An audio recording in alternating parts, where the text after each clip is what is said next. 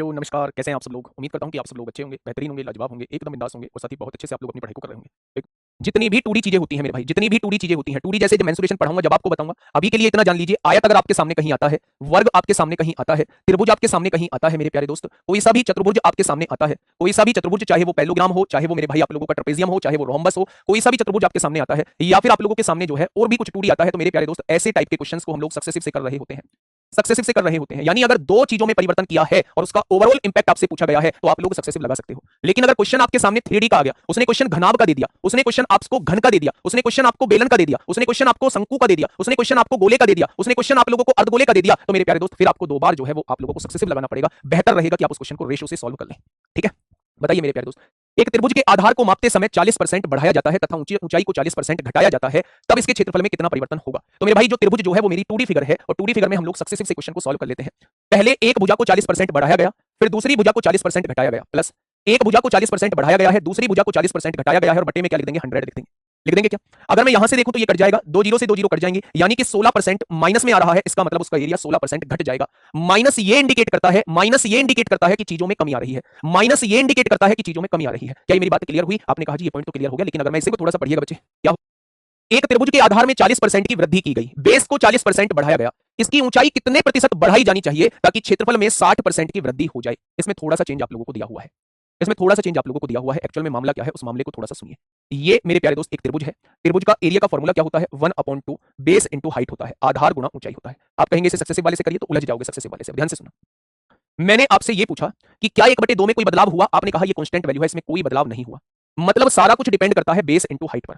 Base में 40% की वृद्धि की गई और 40% की वृद्धि का मतलब है 2/5, यानी बेस को पहले 5 था, अब 2 बढ़ा के कितना कर दिया गया? बेस को 7 कर दिया गया। होगी 40% का इंक्रीमेंट? आपने कहा जी बिल्कुल हो गया। उसने कहा हाइट में कितना परिवर्तन करना चाहिए, हाइट में कितना परिवर्तन करना चाहिए कि उसके एरिया में जो हो जाए वो क्या हो जाए? एरिया में 60% की वृद्धि हो जाए।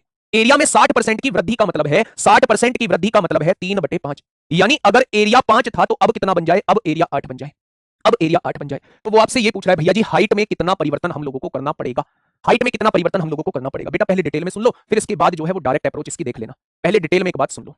आप मुझे ये बताइए ये किसका फॉर्मूला होता था? आप कहेंगे जी ये एरिया निकालने का फॉर्मूला होता था। मैंने कहा जी ठीक है, अगर मैं हाइट निकालना चाहता हूं तो क्या एरिया को बेस से डिवाइड करना होगा? आपने कहा जी बिल्कुल करना होगा। ठीक है, देखिए दिक्कत तो खैर मेरी है कि मैं सब लोगों को साथ लेके चलने की कोशिश करता हूं, लेकिन मेरे प्यारे दोस्त एक भाई महोदय कह रहे हैं ऐसे करेंगे तो हमसे 20 क्वेश्चन हो पाएंगे पेपर में। तुमसे पहले भी एक बैच निकाला है, उस बैच में मैंने ही पढ़ाया है, हजारों बच्चों ने उसमें मैथ्स में से पूरे करके आए हैं। मुझ में कोई परिवर्तन हुआ नहीं है, चीजें इंप्रूव हुई होंगी, तो या फिर आप अपने आप को उस काबिल नहीं समझ रहे हैं। पूरी दुनिया इन तरीकों से पूरे में से पूरे करके आएगी। बेहतर रहेगा कि आप उस चीज के चक्कर में ना उलझ के आप शुरुआत से वही कमेंट कर रहे हैं, आप चीजों पे ध्यान दो। ठीक है, बेहतर रहेगा। नहीं तो मेरे बाबू कुछ नहीं कर पाओगे, फिर जीवन में कुछ नहीं कर पाओगे, नहीं बढ़ पाओगे आगे। मैं बार-बार यही कहता हूं कि अपने अंदर आई कमियों को पहचानो, उन पर काम करो, मुझ में मत देखो कि मैं क्या करा रहा हूं। भाई साहब वो कंटेंट, वो तरीके, वो कुछ आपको दे रहा हूं, आप ही के बैच से अनाउंस करके जा रहा हूं, आप ही के बैच से अगर फर्स्ट रैंक ना दी तो भाई साहब ये कह देना कि रैंक नहीं दी। टॉपर्स ना दिए इस बैच से तो आप कह देना मेरे भाई आप अजीब बात करते हो पंडित जी आप। आइए बेटा, इस वैल्यू को इसलिए काट दिया जाता है क्योंकि परसेंटेज में इंक्रीमेंट और डिक्रीमेंट पूछ रहा है। परसेंटेज में इंक्रीमेंट डिक्रीमेंट का मतलब होता है ये कांस्टेंट वैल्यू है, इसमें कोई परिवर्तन थोड़ी ना किया है। बाद वाली का भी एरिया निकालोगे तो भी 1/2 बेस इंटू हाइट से निकालोगे, वहां भी 1/2 है, यहां भी 1/2 है, कोई फर्क पड़ेगा नहीं। जिनमें परिवर्तन किया है, बेस को बढ़ाया या घटाया है, हाइट को बढ़ाया या घटाया है, उस वजह से एरिया में परिवर्तन आएगा। इस 1/2 की वजह से एरिया में कोई परिवर्तन नहीं आएगा। ठीक है मेरे भाई, मैं आपसे ये पूछना चाह रहा हूं, मैं फिर से ये कह रहा हूं, हाँ मैं फिर से ये कह रहा हूं मेरे भाई कि ये तरीका आपको फॉलो नहीं करना, इसके बाद तरीका बताऊंगा वो फॉलो करना है, लेकिन एक बार समझ लो वो तरीका आता क्यों है। मैं ये कहना चाह रहा हूं अगर आप हाइट निकालना चाहते हो तो क्या एरिया को बेस से डिवाइड करोगे? तो आप कहेंगे जी बिल्कुल डिवाइड करेंगे। एरिया को बेस से हम लोग डिवाइड करेंगे। एरिया क्या है? 5 है, बेस क्या है? 5 है, 5 को 5 से डिवाइड करोगे, हाइट पहले कितनी आ जाएगी? 1 आ जाएगी। बहुत बढ़िया। एरिया को बेस से डिवाइड करोगे, यहां हाइट कितनी आ जाएगी? ये आ जाएगी। बेटा जी 7 को हटाने के लिए दोनों जगह 7 की गुणा कर दो, यहां 7 की गुणा कर दो, यहां 7 की गुणा कर दो। क्या ये 7 नीचे से हट चुका है? यानी अगर हाइट पहले 7 थी तो अब कितनी करनी पड़ेगी? 8 करनी पड़ेगी। अगर पहले 7 थी अब 8 करनी पड़ेगी, तो हाइट को कितना बढ़ाना पड़ेगा? 1 बढ़ाना पड़ेगा। किससे बढ़ाना पड़ेगा? पुरानी वाली हाइट से बढ़ाना पड़ेगा। तो 100 से कितनी बढ़ जाएगी? यानी कि मेरे भाई 7 एकम 7, 3 बचेंगे, 7 चौक 28, 7 दूनी 14। मेरे भाई आंसर जो आ जाएगा वो 14.29 आ जाएगा। क्या मेरी बात समझ में आई? आपने कहा जी ये बात समझ में आ गई, पर इतना झोल करना क्यों? नहीं करना, ये समझाया है कि चीजें ऐसी होती हैं। आज के बाद सुन लो, ध्यान से सुन लो मेरे भाई, आज के बाद क्वेश्चन को करना कैसे है फिर। सेकंड अप्रोच इसकी एक बार देखिएगा जरूर, ध्यान से सुनिएगा, और ये अप्रोच यही नहीं और भी जगह लगेगी मेरे भाई। क्वेश्चन ने कहा है बेस में 40% की वृद्धि की गई, ये बेस है, 40% की वृद्धि का मतलब है बेस को 5 से 2 बढ़ा के 7 कर दिया गया। हाइट में परिवर्तन आपसे पूछ रहा है, हाइट में परिवर्तन आपसे पूछ रहा है, और इन दोनों को मिला के हुआ परिवर्तन आपको दिया हुआ है। एरिया 60% बढ़ जाता है, यानी 5 से 3 बढ़ के 8 हो जाता है। आज के बाद जब भी दो चीजों में से एक चीज में परिवर्तन दिया हुआ हो और उनसे ओवरऑल परिवर्तन दिया हो और आपसे दूसरी चीज में परिवर्तन पूछा जाए तो आप तिरछी गुणा कर देना। यह तरीका फॉलो करने की जरूरत नहीं है, उसमें तिरछी गुणा कर देना। तिरछी गुणा मतलब 7 की गुणा 5 में करोगे ये 35 हो जाएगा, 8 की गुणा 5 में करोगे ये 40 हो जाएगा। यानी हाइट पहले 35 थी तो अब 40 कर देना। कितनी बढ़ा देना? 5 बढ़ा देना। किससे बढ़ा देना? 35 से बढ़ा देना। तो 100 से कितनी हो जाएगी? ये उसकी हाइट में परिवर्तन आ जाएगा, ये उसकी हाइट में परिवर्तन आ जाएगा। आपने कहा जी 5 सत्ते 35 हो गया, 7 से काटा 7 कम 7 3 बचेंगे, 7 चौक 28, आंसर फिर भी 14.29% आ जाएगा। जब भी ऐसी चीज आए दो में से एक चीज में परिवर्तन दिया हुआ हो, फिर मिला के उन दोनों का परिवर्तन दिया हुआ हो और दूसरी चीज में परिवर्तन पूछा जाए तो हर एक उस जगह तिरछी गुणा कर देना, हर एक उस जगह तिरछी गुणा कर देना। ठीक है, याद रखना भाई साहब, ये मेथड तिरछी गुणा करते क्यों है वो मैं बता चुका हूं। ठीक है दोस्त, ये कभी भी फॉलो नहीं करना है।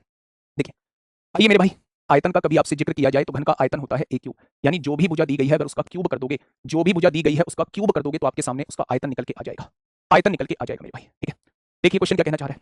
क्वेश्चन ने कहा है घन के आयतन को 33.1% बढ़ा दिया गया है। अच्छा 33.1% का मतलब आप क्या मुझे समझा पाएंगे? 33.1% का मतलब परसेंट हटाएंगे, नीचे 2 जीरो लगाएंगे, पॉइंट हटाएंगे, एक जीरो लगाएंगे, यानी कि अगर उसका आयतन पहले 1000 था तो 331 बढ़ के कितना हो जाएगा? 1331 हो जाएगा। बात को सुनना बहुत प्यार से, आयतन में वृद्धि की गई है, भुजा में वृद्धि नहीं की गई है, आयतन में वृद्धि की गई है, वॉल्यूम को बढ़ाया गया है।